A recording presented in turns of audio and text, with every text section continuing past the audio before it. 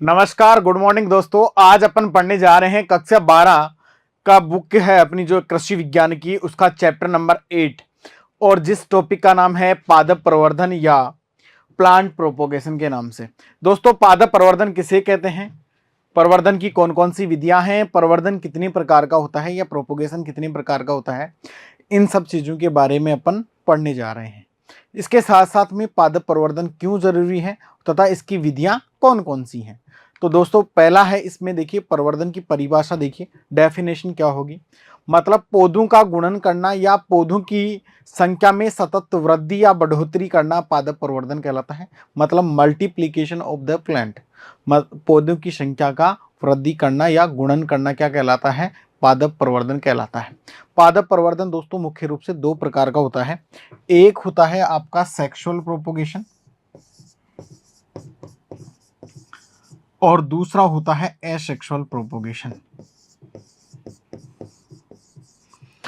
इसका मतलब इसको बोलते हैं लैंगिक प्रवर्धन के नाम से, और ये होता है अलैंगिक प्रवर्धन, या इसको वेजिटेटिव प्रोपोगेशन या वानस्पतिक प्रवर्धन के नाम से भी दोस्तों जाना जाता है। वानस्पतिक प्रवर्धन के नाम से भी दोस्तों इसको जाना जाता है, या वेजिटेटिव प्रोपोगेशन के नाम से इसको जाना जाता है। तो दो प्रकार के प्रोपोगेशन होते हैं, जिसमें देखिए सेक्सुअल प्रोपोगेशन सबसे पहले, मतलब वह पौधा जो बीज के माध्यम से तैयार होता है उसे सेक्सुअल प्रोपोगेशन की श्रेणी में रखा गया है। जो बीज के माध्यम से तैयार होता है किसकी दृष्टि में इसमें रखा गया है, सेक्सुअल प्रोपोगेशन में रखा गया है। और जो पौधे के कायिकीय भाग या वनस्पतिक भाग, चाहे से पौधे की जड़ हो, चाहे तना हो, चाहे पौधे की पत्ती हो, चाहे फूल हो, किसी के माध्यम से भी नए पौधे का निर्माण हो रहा है, उसे एसेक्सुअल प्रोपोगेशन या वानस्पतिक प्रवर्धन या वेजिटेटिव प्रोपोगेशन के नाम से जाना जाता है। इसे कायिकीय प्रवर्धन के नाम से भी दोस्तों जाना जाता है। जो बीज द्वारा पौधा तैयार होता है, इस पौधे को बीजू पौधा कहते हैं दोस्तों।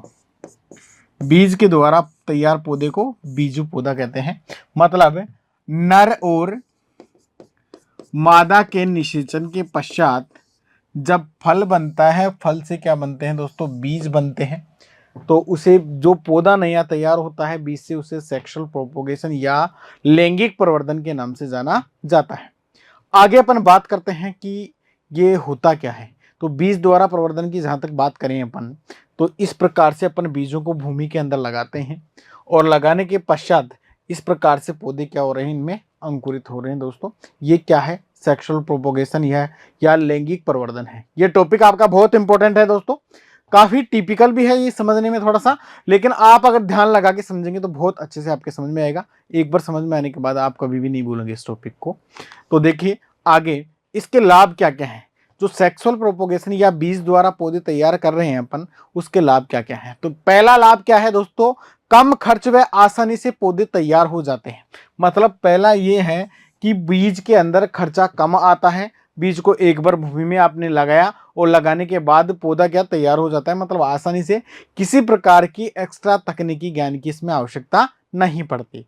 दूसरा क्या है दोस्तों, बीजू पौधे विभिन्न जैविक व अजैविक जो तनाव होते हैं उनको सहन करने में क्या रहते हैं, ज्यादा सक्षम रहते हैं। मतलब जो पौधा आपने बीज द्वारा लगाया है वो पौधा बायोटिक व एबायोटिक स्ट्रेस, मतलब जैविक अजैविक तनाव, साथ साथ में आपको बताएं जैसे लू हो, पाला हो आदि को सहन करने की क्षमता में ज्यादा सक्षम रहते हैं बजाय वानस्पतिक प्रोपोगेशन के।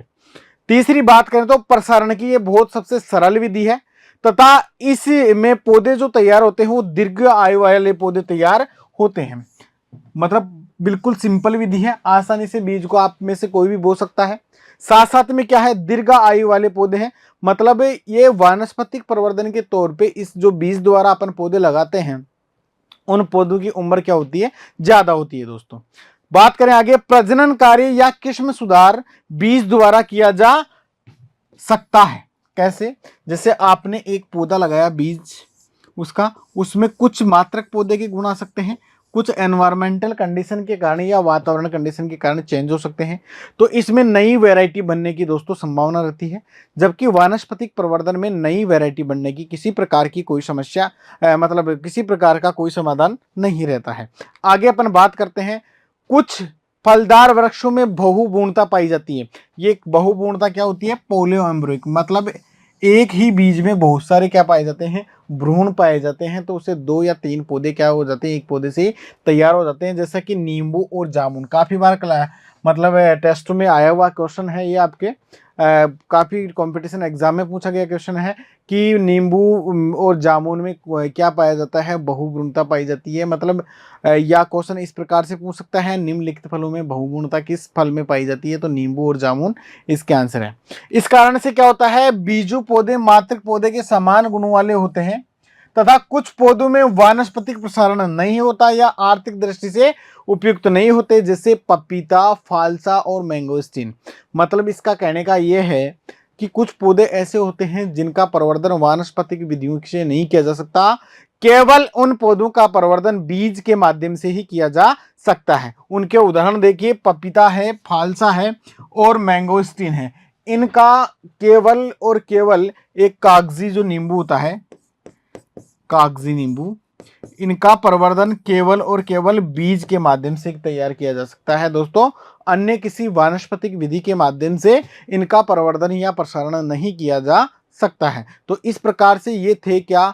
सेक्सुअल प्रोपगेशन या लैंगिक प्रवर्धन के लाभ। अब लैंगिक प्रवर्धन से होने वाली हानियां कौन सी हैं दोस्तों?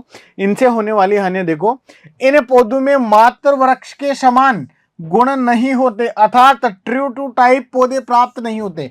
मतलब यह है कि ये पौधे अपने जनक के समान पैदा नहीं होते, जनक से कुछ भिन्न हो जाते हैं इनके गुण। मतलब सत्य पौधे इनसे प्राप्त नहीं किए जा सकते। ये इस विधि का क्या है? एक प्रकार सा दोष है। बीजू पौधे लंबी अवधि के बाद फलन देना प्रारंभ करते हैं। कैसे?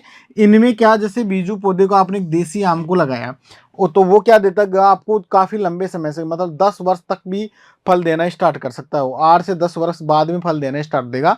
जबकि वानस्पतिक विधि से तैयार पौधा जल्दी ही फल देना क्या कर देता है? प्रारंभ कर देता है। पौधे की लंबाई आकार अधिक होने से प्रबंध व्यय अधिक होता है दोस्तों। कैसे? मतलब पौधे की लंबाई, जब बीजू पौधा होता है उसका आकार भी क्या होता है? बड़ा होता है। अब आकार बड़ा होगा तो 1 हेक्टेयर में पौधों की जो संख्या आनी है वो क्या हो जाएगी? कम हो जाएगी। जबकि वानस्पतिक विधि में छोटे पौधे प्राप्त होते हैं और साथ साथ में इनकी जो कटाई छटाई करते हैं उसके ऊपर भी खर्चा अधिक आता है। तो ये इसकी क्या है दोस्तों? हानियां हैं। अब अपन बात करते हैं किसकी? कि जो वानस्पतिक प्रवर्धन करते हैं अपन या अलैंगिक प्रवर्धन करते हैं, उन प्रवर्धनों के क्या क्या लाभ हो सकते हैं। देखियो कैसे? वानस्पतिक प्रवर्धन, पहले तो वानस्पतिक प्रवर्धन के बारे में देखेंगे अपन। किसी भी वानस्पतिक भाग द्वारा, पौधे का कोई भी वानस्पतिक भाग हो, चाहे जड़ हो, चाहे तना हो, चाहे प्रकंद हो, चाहे घनकंद हो, चाहे सलकंद हो, उनके माध्यम से नया पौधा तैयार होना क्या कहलाता है? वानस्पतिक प्रवर्धन कहलाता है। जैसा कि आपके सामने चित्र में दिया गया है, ये क्या है? अपना आलू, पोटैटो है। पोटैटो का प्रवर्धन किसके माध्यम से हो रहा है दोस्तों? ट्यूबर के माध्यम से प्राप्त हो रहा है। जिससे इसके जो आईज होती हैं, आंख, इनको निकाला और निकाल के लगाया जाता है, नए पौधे का निर्माण हो जाता है। जो अपना अदरक है, दूसरे डायग्राम में इधर दे रखा है, इसका प्रवर्धन राइजोम के माध्यम से होता है। राइजोम जो ये पौधे में निकले हुए हैं, आपको चित्र में स्पष्ट दिखाई दे रहे होंगे।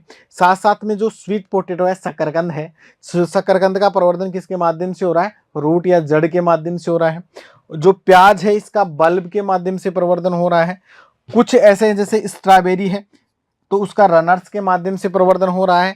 और कुछ पौधे ऐसे होते हैं जिनका सकर्स के माध्यम से दोस्तों प्रवर्धन हो रहा है। तो अलग अलग मतलब पौधे के वानस्पतिक भागों द्वारा प्रवर्धन होना ही क्या कहलाता है? वानस्पतिक प्रसारण या वानस्पतिक प्रवर्धन के नाम से जाना जाता है। अब अपन बात करते हैं कि वानस्पतिक प्रवर्धन के लाभ क्या क्या हैं दोस्तों। तो वानस्पतिक प्रवर्धन के लाभ हैं, इसमें पौधे जो प्राप्त होते हैं अपने को, वो मात्र पौधे के समान गुणों वाले पौधे प्राप्त होते हैं, अर्थात ट्रू टू टाइप पौधे अपने को प्राप्त होते हैं। मतलब जैसे माता और पिता के गुण हैं, या जैसे जिस जनक से अपन ने या जिस पौधे से अपन ने टहनी काट के लगाई है या जड़ काट के लगाई है, उसके हूबहू वैसा ही पौधा अपने को दोस्तों प्राप्त होता है तो इसे ट्रू टू टाइप प्लांट के नाम से जाना जाता है, सत्य पौधे के नाम से जाना जाता है। बाद की बात करें, फलन में जल्दी आते हैं, मतलब इनमें क्या होता है, इन फलन की जो प्रोसेस होती है वो जल्दी होती है, 1 से 2 वर्ष या 3 वर्ष में ये क्या कर देते हैं, फल देना प्रारंभ कर देते हैं। बीज रहित पौधे का प्रसारण किया जा सकता है। कैसे किया जा सकता है, ऐसे कई पौधे होते हैं जिनमें बीज नहीं बनते, जैसे कि केला है, तो उन पौधों का प्रसारण मात्र इन विधियों के माध्यम से ही किया जा सकता है, दूसरी विधि के माध्यम से प्रसारण नहीं किया जा सकता। इस विधि द्वारा निम्न श्रेणी के पौधों को उच्च श्रेणी में परिवर्तित किया जा सकता है। जैसे मान लो कैसे किया जा सकता है, टॉप वर्किंग के माध्यम से किया जा सकता है। कैसे, यह अपना आम का कोई पौधा है, पुराना पौधा है मान लीजिए दोस्तों, और पुराने पौधे ने क्या कर दिया, फलों उत्पादन देना क्या कर दिया, बंद कर दिया। तो अपन क्या करेंगे, इस आम के पौधे की ऊपर से जो शाखाएं हैं उनको काट देंगे दोस्तों। किस प्रकार से काटेंगे, जैसे कि इस प्रकार से इन शाखाओं को अपन ने काट दिया, छोटे रूप से काट दिया, और इधर क्या करते हैं, नीचे जड़ों को भी एक खाई खोदते हैं चारों तरफ, और उस खाई से जड़ों को भी काट देते हैं दोस्तों इस प्रकार से। और अब क्या करेंगे अपन, इसमें पोषक तत्व, खनिज लवण वगैरह इसमें डालेंगे, अच्छी प्रकार से खाद वगैरह डालेंगे, तो उसके माध्यम से क्या होगा, ये पौधा दोबारा फल देना क्या हो जाएगा, प्रारंभ हो जाएगा। इसकी क्या कर दी अपन ने, टॉप वर्किंग कर दी दोस्तों। तो इसमें निम्न जो श्रेणी के पौधे होते हैं या जो पौधे पुराने हो चुके हैं उनका सुधार किया जा सकता है। नेक्स्ट अपन बात करते हैं, इन पौधों का आकार कम होने से अधिक पौधे, मतलब हाई डेंसिटी प्लांटिंग होती है, तथा प्रबंध उपाय क्या हो जाते हैं, आसानी से हो जाते हैं। कैसे, इन पौधों का आकार कम होता है और क्या होती है इसमें, हाई डेंसिटी का मतलब होता है प्रति जो एकड़ क्षेत्रफल होता है उसमें अधिक से अधिक पौधे लगना, या पर हेक्टेयर में पौधों की संख्या अधिक आना। मतलब जैसे अगर बड़े आकार होगा किसी पौधे का, तो बड़े आकार में प्लांट की क्या होगी, ज्यादा प्लांट नहीं आ पाएंगे, और अगर पौधे का जैसे छोटा आकार होगा तो उसमें अधिक से अधिक पौधे आ सकते हैं दोस्तों, एक क्षेत्रफल में, 1 हेक्टेयर क्षेत्रफल के अंदर।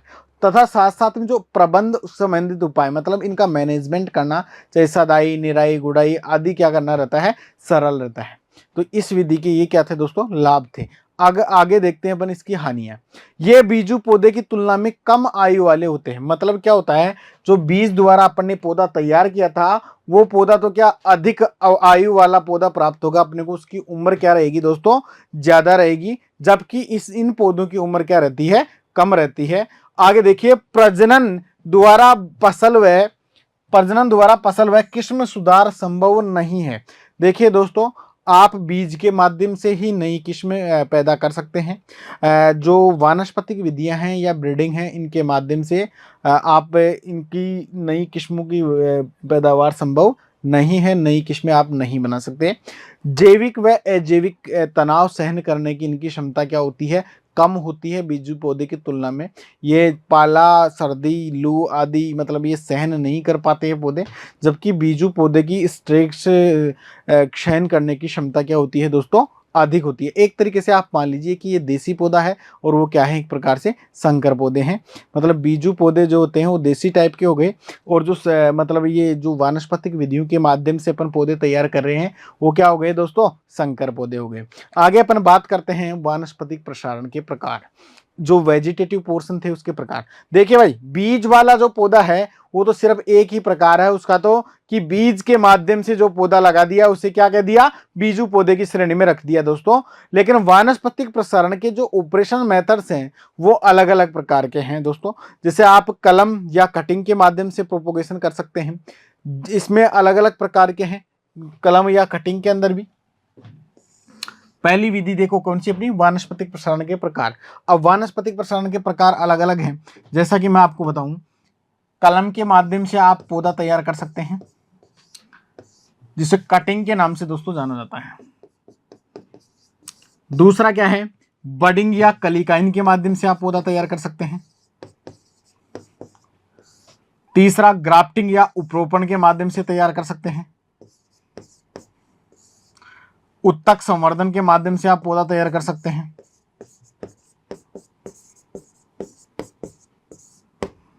इसके साथ में एयर लेयरिंग, दाब, हवाई दाब आदि के माध्यम से पौधे तैयार कर सकते हैं। ये क्या है दोस्तों, इसकी विधियां हैं अलग अलग। अब अपन इसमें पहले पढ़ेंगे कलम या कटिंग के बारे में दोस्तों। तो कलम या कटिंग क्या होती है दोस्तों? कलम या कटिंग अलग अलग प्रकार की होती हैं। जड़ भी कलम भी हो सकती है, पर्ण कलम भी हो सकती है और तना कलम भी हो सकती है। मतलब पौधे का वह भाग, चाहे जड़ हो, चाहे तना हो, चाहे पत्ती है, अपन निकाल लेते हैं, उससे नया पौधा अगर तैयार कर लेते हैं तो उसे क्या कहते हैं अपन? कलम या कटिंग के नाम से जाना जाता है। तो पहले बात करते हैं अपन जड़ कलम की, उसके बाद में बात करते हैं किसकी? पर्ण कलम की, और बात करते हैं उसके बाद तना कलम की। मतलब किसी पौधे की जड़ निकाल के उसको काट के और नई जगह प्रत्यारोपित कर दिया और उससे नया पौधा बन गया, उसे रूट कटिंग या जड़ कलम के नाम से जानेंगे। पर्ण कलम मतलब पत्तियों को, पत्तियों में क्या होता है, साइड पार्श्व से अपस्थानिक कलिकाएं निकलती हैं और उन अपस्थानिक कलिकाओं से एक नए पौधे का निर्माण होता है, तो उसे क्या कहते हैं अपन? पर्ण कलम या लीफ कटिंग के नाम से जाना जाता है। तना कलम मतलब पौधे की किसी भी शाखा को आप, जैसे अंगुली के आकार की शाखा लगभग, और उसको काट के टुकड़े को और लगाते हैं और उससे नया पौधा लग जाता है, तो उसे क्या कहते हैं? तना कलम के नाम से संबोधित किया जाता है। तो इसमें पहला है अपना जड़ कलम दोस्तों। जड़ कलम में देखिए इस प्रकार से पौधे की किसी भी जड़ को आपने काटा और निकाल लिया। ज्यादातर ये जड़ कलम का प्रोसेस आपको किसमें करना होता है?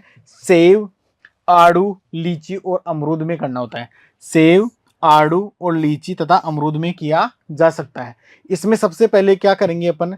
0.5 से 1 सेंटीमीटर मोटाई की, 0.5 से 1 सेंटीमीटर मोटाई की क्या करेंगे अपन? एक जड़ सेलेक्ट करेंगे। मान लीजिए ये सेब का पौधा है। किसका पौधा है? सेब का। तो आपने एक जड़ सेलेक्ट कर ली, इस जड़ को आपने काट लिया। काटने के बाद इसको रेत या मोटी बजरी में क्या इस प्रकार से लगा देते हैं दोस्तों। तो इसके पार्श्व से जो कलिका होती है उनमें से नई शाखाओं का क्या होता है दोस्तों? निर्माण होता है। ये एक नए स्वतंत्र पौधे के रूप में इसको लगाया जा सकता है। इसके एग्जाम्पल्स हैं क्या क्या? सेब, आड़ू, लीची और अमरूद को इस विधि के माध्यम से प्रोपोगेट किया जा सकता है। नेक्स्ट बात करते हैं अपन दोस्तों दूसरी विधि की, पर्ण कलम की। मैंने बताया था कि पत्तियों की पार्श्व शाखा से अपस्थानिक कलिकाएं दोस्तों निकलती हैं। अपस्थानिक कली अपन क्या करते हैं? पत्ती के छोटे छोटे टुकड़े करके इस प्रकार से रेत या बजरी के अंदर अपन लगा देते हैं। इन अपस्थानिक कलिकाओं से नए पौधे का निर्माण होता है। इस प्रकार से इनमें जड़ें विकसित हो जाती है। देखिए हो गई जड़ें विकसित। इस प्रकार से ये ज्यादातर ब्रायोफाइलम और बिग्नोनिया जैसा जो प्लांट होता है उसमें कार्य किया जाता है दोस्तों। मतलब पत्ती के माध्यम से नया पौधा तैयार हो जाता है। नेक्स्ट अपन बात करते हैं आगे की तरफ तना कलम की। तना कलम कुछ इस प्रकार के, मतलब तने से जो डंठल निकलते हैं या शाखाएं निकलती हैं वो लगाते हैं। तो इस प्रकार से आप इस चित्र में देख सकते हैं, ये तना कलम की क्या है? पहचान है। मुख्य रूप से तना कलम आप देख सकते हैं, जैसे ये तना कलम आपने सेलेक्ट की है, मतलब पौधे से एक ब्राउन कलर की जिसके अंदर अच्छा भोज्य पदार्थ हो, ऐसी शाखा का आपको सिलेक्शन करना है। ऊपर वाला भाग देखिए दोस्तों, इसमें तिरछा कटा हुआ है। ये तिरछा क्यों काटते हैं? हर कलम का ऊपर वाला भाग तिरछा कटा हुआ है। ये तिरछा दोस्तों इसलिए काटते हैं कि ऊपर से किसी प्रकार की कोई पानी की बूंद गिरे तो इसके ऊपर ठहरे ना और इसको गलाने की कोशिश ना करें दोस्तों। इसके बाद में जो इस कलम को अपन लगाते हैं वो 45 डिग्री के एंगल पे लगाया जाता है, मतलब तिरछा लगाया जाता है। सभी कलमों को देख रखा होगा आप लोगों ने, तिरछी लग रखी है। तो इसको 45 डिग्री के एंगल पे हमेशा लगाते हैं। रेत या मोटी बालू बजरी में लगाते हैं। कलम सेलेक्ट करते समय आपको ध्यान रखना है दोस्तों कि इस कलम के अंदर 2 से 3 कलिकाएं मौजूद होनी चाहिए। अब कलिका का क्या होती है? जो कलिका मतलब यहाँ से जो नई शाखा का निर्माण हो रहा है इस गांठ वाली से, इसे कलिका के नाम से दोस्तों जाना जाता है। तो ये हो गई तना कलम। तना कलम मुख्य रूप से दोस्तों 4 प्रकार की होती है। कौन कौन सी होती है? कठोर कास्टी कलम, मतलब हार्ड वुड कटिंग के नाम से इसको दोस्तों जाना जाता है। दूसरी क्या होती है? मध्यम कठोर कास्टी कलम, सेमी हार्ड वुड कटिंग के नाम से जाना जाता है। मुलायम या कोमल कास्टी, इसको सॉफ्ट वुड कटिंग के नाम से दोस्तों जाना जाता है। साकीय या हर्बेसियस कटिंग, साकीय या हर्बेसियस कटिंग। अब इनके देखो इनमें अंतर क्या क्या है वो समझने की कोशिश करते हैं। पहली बात करते हैं अपन कास्टी कलम की, या कास्टी जो हार्डवुड नेचर की है। इसमें मतलब पुरानी 1 वर्ष पुरानी शाखा होती है लगभग, और इस शाखा के अंदर क्या, जब तोड़ते हैं तो कट की आवाज आती है, मतलब इसके अंदर हार्ड नेचर पाया जाता है, कास्टियानेस पाई जाती है। मध्यम कटर वाली को आप जब मोड़ोगे तो आसानी से क्या सरलता से मुड़ जाएगी। मुलायम वाली जो थी उसको और भी क्या होती है वो सॉफ्ट होती है। और साकीय तो बिल्कुल क्या होती है, जैसे छोटे पौधे होते हैं उनके बराबर होती है एक प्रकार से, तो इसको हर्बेसियस कटिंग के नाम से जाना जाता है। अब अपन इनमें से 1 बाय 1 करके पढ़ेंगे कि कठोर काष्ठ कलम क्या होती है। तो इसमें देखिए, पहले कठोर काष्ठ कलम की आप डायग्राम के माध्यम से देख सकते हैं दोस्तों, ये कठोर काष्ठ कलम है। और मान लीजिए ये अपन ने प्रयोग किया है अंगूर के अंदर। किसमें प्रयोग किया है दोस्तों? अंगूर के अंदर। इसका मोस्ट एग्जाम्पल है अंगूर, ग्रेप्स इसका मोस्ट इंपॉर्टेंट एग्जाम्पल है। तो इसमें अपन सबसे पहले क्या करेंगे, 2 सेंटीमीटर एक, मतलब कोई पेड़ है उससे 2 सेंटीमीटर एक शाखा का आपने क्या कर लिया, सिलेक्शन कर लिया, जिसकी मोटाई कितनी होनी चाहिए दोस्तों? 2 सेंटीमीटर की मोटाई होनी चाहिए, तथा इसकी लंबाई 15 से 25 सेंटीमीटर होनी चाहिए। औसतन कितनी होनी चाहिए दोस्तों? 15 से 25 सेंटीमीटर इसकी औसतन क्या होनी चाहिए, लंबाई होनी चाहिए। और अगर एग्जैक्ट की बात करें तो 22.5 सेंटीमीटर इसकी क्या होनी चाहिए, लंबाई होनी चाहिए। तथा इसको अपन काट लेते हैं, ऊपर वाला सिरा जैसे मैंने बताया कि तिरछा काटते हैं, और नीचे वाला सिरा क्या काटते हैं अपन, गोल रूप में काट लेते हैं। इसके बाद में जो इनकी जो ये साथ में बड दे रखी हैं, इनमें 3 से 4 बड की संख्या होनी चाहिए, कलिका की संख्या होनी चाहिए।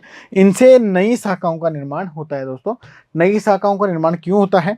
क्योंकि इसके अंदर भोजन ऑलरेडी पाया जाता है, मतलब कार्बोहाइड्रेट की मात्रा पहले से रहती है शाखा के अंदर। क्योंकि अपन अगर इस पेड़ से काट के लाएंगे तो कार्बोहाइड्रेट तो इसमें रहेगा ही रहेगा, तो साथ साथ में क्या इसमें पत्तियां निकल जाएंगी।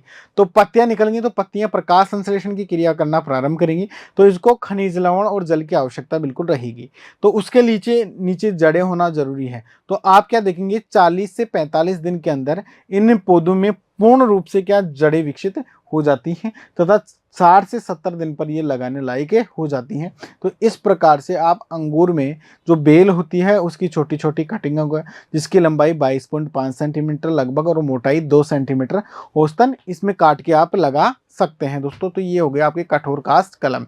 नेक्स्ट की बात करते हैं मुलायम या मध्यम कठोर काष्ठ कलम, सेमी हार्डवुड कटिंग। लगभग आप क्या करोगे, 6 से 9 माह पुरानी शाखा का सिलेक्शन करेंगे पौधे पर।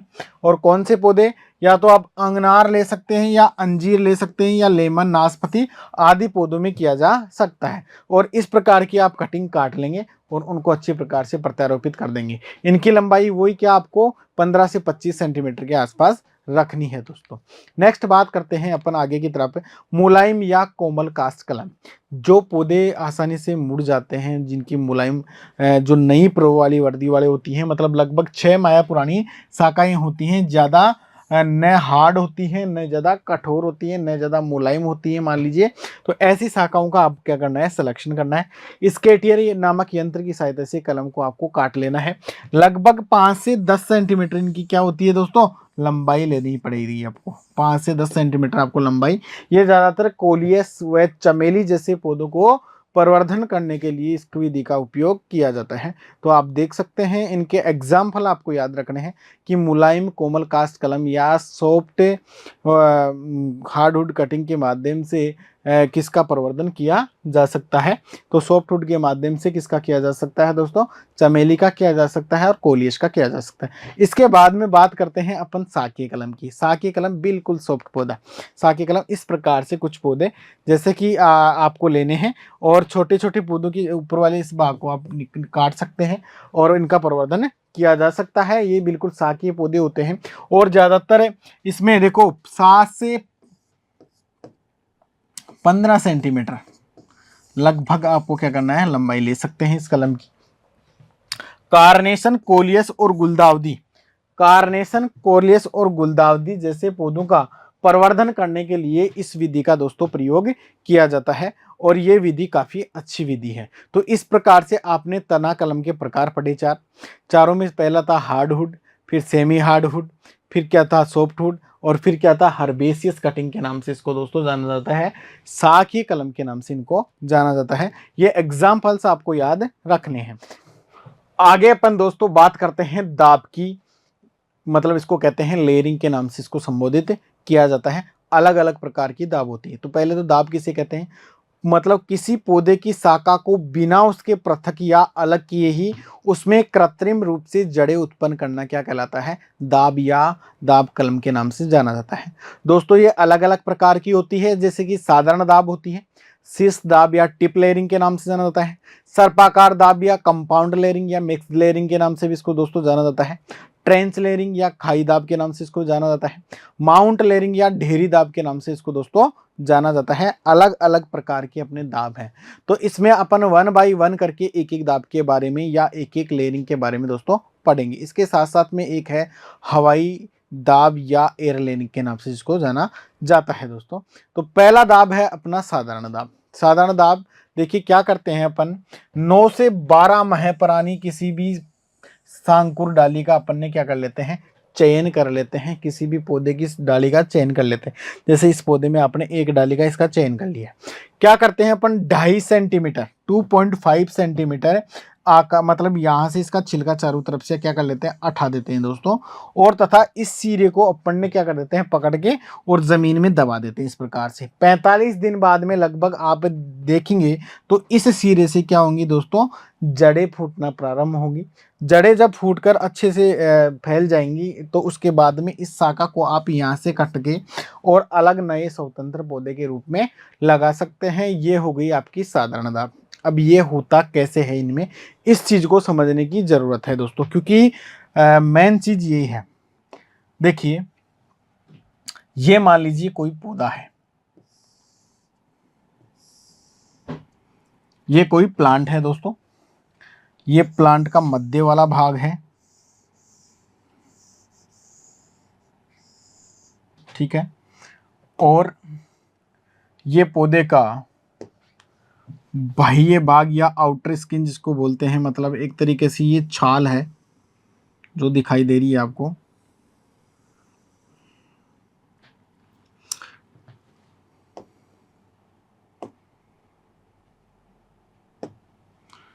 नीचे यहां से ये धरातल की मान लीजिए सतह है, और सतह से क्या हो रही है, जड़ें निकल रही हैं। जड़ों से मूल रोम निकल रहे हैं जिसको रूट हेयर के नाम से दोस्तों जाना जाता है। और ऊपर की तरफ अपने यहां दोस्तों इस प्रकार से क्या पौधे के अलग अलग प्रकार की सिराएं इसमें निकल रही हैं। ये सिराएं निकल रही हैं और इन सिराओं से पार्श्व शाखा, पार्श्व शाखाओं से क्या दोस्तों पत्तियां क्या है निकली हुई है।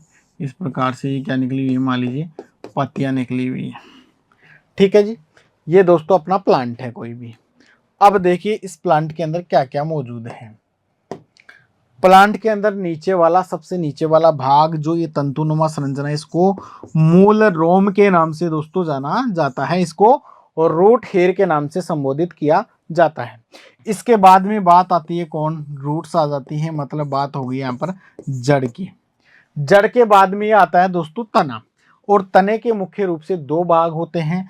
अंदर वाली जो गुली वाला भाग है इसे जाइलम के नाम से जाना जाता है, और जो बाहर वाली आउटर स्किन दिख रही है इसको फ्लोएम के नाम से दोस्तों जाना जाता है।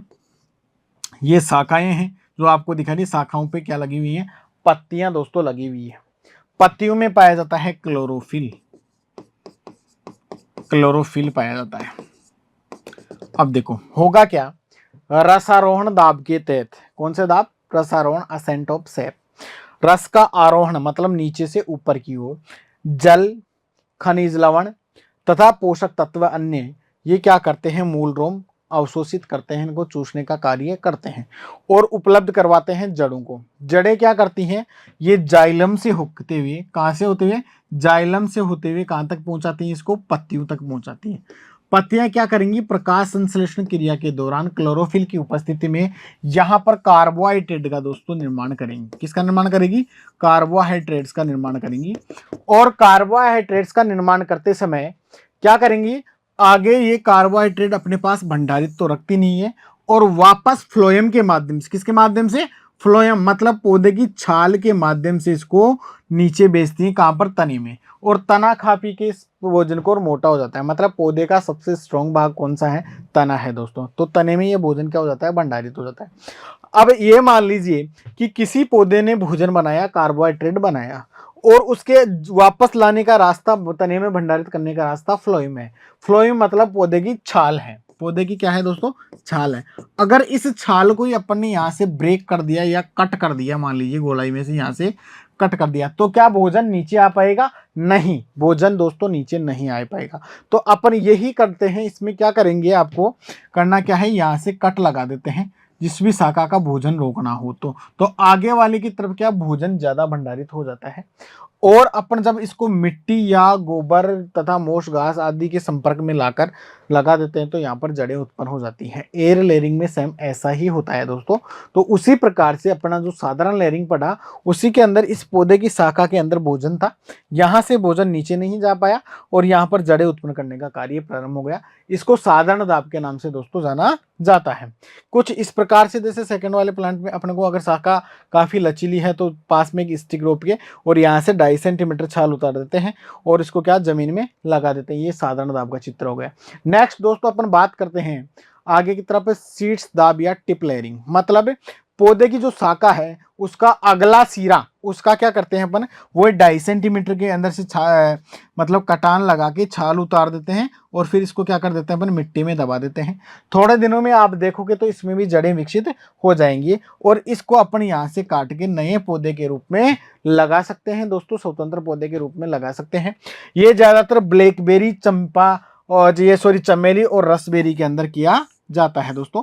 ब्लैकबेरी, चमेली और रसबेरी के अंदर ये प्रोसेस अप्लाई किया जाता है। इसी प्रकार अपन आगे देखते हैं कंपाउंड लेयरिंग या सर्पाकार दाब के नाम से इसको जाना जाता है। ये स्ट्रॉबेरी, मोगरा और चमेली आदि में किया जाता है। क्या करते हैं दोस्तों अपन सर्पाकार दाब में, पौधे की एक शाखा को लेते हैं और उसे 2-3 बार मर्दा के अंदर दबा देते हैं अलग अलग जगह से। जैसे मान लीजिए एक जगह यहाँ से दबा दिया, एक जगह यहाँ से दबा दिया, एक जगह यहाँ से। ये एक ही टहनी आ रही थी लेकिन इसमें भी क्या वही 2.5 सेंटीमीटर आकार का आपको क्या उतारना है, छिलका उतार कर पौधे को, मतलब ऐसे में छाल, इसको पूरी टहनी को मिट्टी में दबाना है। थोड़े दिन बाद में आप देखेंगे तो इसमें से जड़ें विकसित होना प्रारंभ हो जाएगी। तो एक एक प्लांट को सेप्टर स्वतंत्र, मतलब यहाँ से काट के अलग पौधे के रूप में प्रत्यारोपित आप कर सकते हैं। तो इसे कंपाउंड लेयरिंग के नाम से दोस्तों जाना जाता है। आगे नेक्स्ट बात करते हैं अपन दोस्तों माउंट लेयरिंग या ट्रेंच लेयरिंग या खाई विधि की। तो इसमें क्या करते हैं, पौधे की किसी भी शाखा को लेकर एक खाई के अंदर दबा दिया जाता है। जैसा कि इस शाखा को लिया और एक खाई के अंदर दबा दिया। इसमें क्या होगा, थोड़े दिनों बाद में अलग अलग जगह से जहां पर इसकी कलिकाएं थी उन कलिकाओं से नए पौधे क्या हो जाएगा दोस्तों, फुटान हो जाएगा। इन प्रत्येक पौधों को सेपरेट काट के अपना अलग अलग पौधे के रूप में प्रत्यारोपित कर देंगे दोस्तों। इसे क्या कहते हैं, ट्रेंच दाब कहते हैं। ये सेब, नाशपाती और आड़ू में किया जाता है। नेक्स्ट अपन बात करते हैं आगे की तरफ माउंट लेयरिंग या स्टोलिंग दाब। माउंट लेयरिंग, इसको ढेरी दाब के नाम से दोस्तों जाना जाता है। ढेरी दाब के नाम से कैसे जाना जाता है, जैसे मान लीजिए कोई पौधा है, उसको धरातल से 2.5-3 सेंटीमीटर ऊपर से काट देते हैं अपन। काट दिया, उसके बाद में क्या करते हैं अपन, धरातल से काटने के बाद इसके ऊपर मिट्टी की ढेरी चढ़ा देते हैं। आप थोड़े दिनों बाद में देखेंगे तो इसमें नए क्या जैसे शाखाएं निकलना प्रारंभ होंगी। आप क्या करेंगे, इन शाखाओं का यहाँ से क्या करेंगे, छिलका उतारेंगे। वही 2.5 सेंटीमीटर का कटान लगा के छिलका उतार लिया और फिर क्या करेंगे, इसके ऊपर और अपने को क्या चढ़ानी है, मिट्टी चढ़ानी है। मिट्टी चढ़ा दी, उसके बाद में जब ये जड़ें विकसित हो जाती हैं इनमें 45 से 60 दिन के भीतर, तो इनको अपन सेपरेट काट के अलग अलग पौधे के रूप में प्रत्यारोपित कर सकते हैं दोस्तों। तो ये हो जाती है आपकी माउंट लेयरिंग या ढेरी दाब, जिसको मिट्टी चढ़ाने, मतलब मिट्टी चढ़ाते हैं तो इसको ढेरी दाब के नाम से जाना जाता है। और ये मुख्य रूप से जैसे कि अमरूद में की जाती है दोस्तों। आप अमरूद में इसका प्रवर्धन कर सकते हैं। अमरूद के प्रवर्धन की काफ़ी अच्छी विधि मानी जाती है। नेक्स्ट अपन बात करते हैं दोस्तों गुट्ठी दाब या एयर लेयरिंग की। गुट्ठी दाब और एयर लेयरिंग की जहाँ तक बात आती है तो इसका नाम चाइनीज लेयरिंग या मार्कोटेज लेयरिंग के नाम से इसको दोस्तों जाना जाता है, या इसको हवाई दाब के नाम से भी जाना जाता है। तो इस प्रकार से आपको इस चित्र में दिख रहा होगा, मैं एक सेपरेट चित्र और बनाता हूं दोस्तों। इसका सेपरेट चित्र इस प्रकार से, जैसे कि ये कोई प्लांट है, ये कोई प्लांट है, इसकी इस शाखा को अपन ने सेलेक्ट किया है और इस शाखा को सेलेक्ट करके इसका अपन ने 2.5 सेंटीमीटर यहाँ से कटान से क्या कर दिया दोस्तों, छिलका उतार दिया। छिलका उतारने के बाद यहाँ पर मोस घास, गोबर, मिट्टी का मिक्सचर यहाँ पर बांध देते हैं अपन। और इसको क्या रखते हैं अपन, ज़्यादातर गीला रखते हैं या स्पेगनम घास बांध देते हैं। थोड़े दिनों बाद में इसमें क्या हो जाती हैं, जड़ें विकसित हो जाती हैं, और जड़ें विकसित होने के बाद में क्या होगा, इसको अपन काट के और सेपरेट पौधे के रूप में लगा सकते हैं। तो इस प्रकार से आपका ये दाब का चैप्टर कंप्लीट। आगे दोस्तों अपन पढ़ेंगे कलिकाइन के बारे में।